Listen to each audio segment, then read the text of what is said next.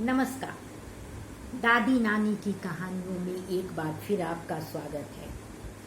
आज की कहानी दादी के एक पुराने लोकयुक्ति नया नया राज भई गोगरिया नाज भई पर आधारित है। एक गांव में बटुक नाम का एक व्यक्ति रहता था।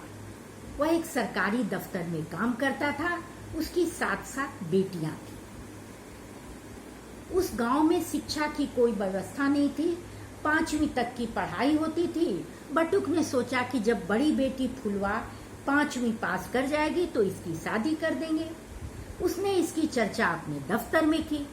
जब उसने इसकी चर्चा की तो उसका एक मित्र समझाया कि कभी भी ये गलती नहीं करो। मैंने अपनी बेटी की शादी की थी और 2-4 साल बाद जब दामाद किसी दुर्घटना में मारा गया तो ससुराल वालों ने सारा दोष मेरी बेटी पर मढ़ दिया।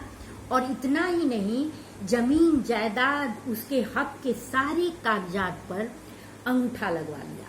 वो पढ़ी लिखी नहीं थी, इसलिए उसे कोई जानकारी नहीं थी और उसे मैके पहुंचा दिया। और आज भी मैं दुखी तो नहीं, इस बात से दुखी जरूर हूं कि उसके हक चले गए, लेकिन इस बात से खुश हूं कि मुझे ये सीख मिली और मेरे अन्य बेटियों की जिंदगी बर्बाद नहीं होगी।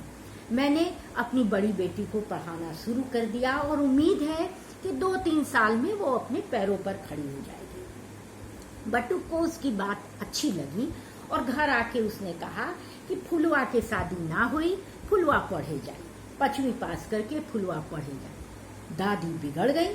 बाबा नया नया राज भइल गगरिया नाज भइल, तोहनी के तो बातें अलग बा। कुल खानदान में कोई लड़की आज तक पढ़े गई बिया कि है फुलवा जाई। जा देखो गांव में एकरा उम्र के सब लड़की के बियाह हो गई बा, यही बैठल बिया, एकर बियाह होखे के चाहिए। लेकिन बटुक नहीं माना। वो जिद पे अड़ा रहा कि नहीं, फुलवा पढ़ने जाएगी। दादी बिगड़ गई। बिगड़ के अपना सामान बांध के दूसरे बेटे के घर चली गई। दादी तो चली गई, लेकिन दादी ने जो अनजाने में ये संदर्भ दिया, नया नया राज भई, अगर ये राज आज सभी घर में हो तो ये हालात बदल जाएंगे। बेटियों के प्रति होने वाले जो सामाजिक अपराध हैं, जो बेटियों के साथ होने वाले अन्याय हैं, वो कहीं ना कहीं जरूर कम हो जाएंगे। जरूरत है इस नए राज्य को मन से स्वीकार करने की, अपना नजरिया बदलने की। कल अंतर्राष्ट्रीय महिला दिवस है और इस दिवस में के लिए पूरे विश्व में तैयारी हो रही है।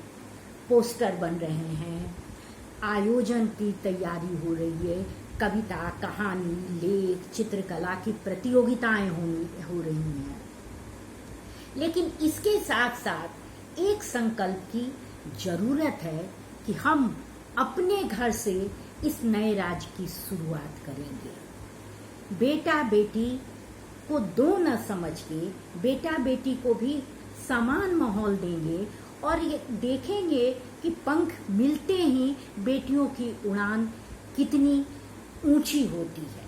और जो हम देख रहे हैं कुछ घरों में जहां बेटियों को सुविधाएं दी गई हैं, बेटियां जहां पढ़ लिख रही हैं, या अपने हौसले से बेटियां आसमान में भी उड़ रही हैं। जमीन से लेकर आसमान तक बेटियों का राज है। तो ये शुरुआत हर घर से होनी चाहिए और यही मेरी आप सबों से उम्मीद है, यही मेरी आप सबों से गुजारिश है। आप भावी पीढ़ी हैं और समाज के निर्माण में आपका योगदान महत्वपूर्ण है। आप अपने घर में ही सोचिए कि जिस बहन के साथ आप खेलते हैं, जिस माहौल में आप रहते हैं, जो आपके मित्र साथी हैं, उनके कैसे उन्हें आगे बढ़ाया जाए, उनमें जो सामाजिक विभेद है कैसे आप कम करेंगे। बस यही अपेक्षा के साथ मुझे विदा कीजिए। फिर मिलेंगे अगली कहानी के साथ।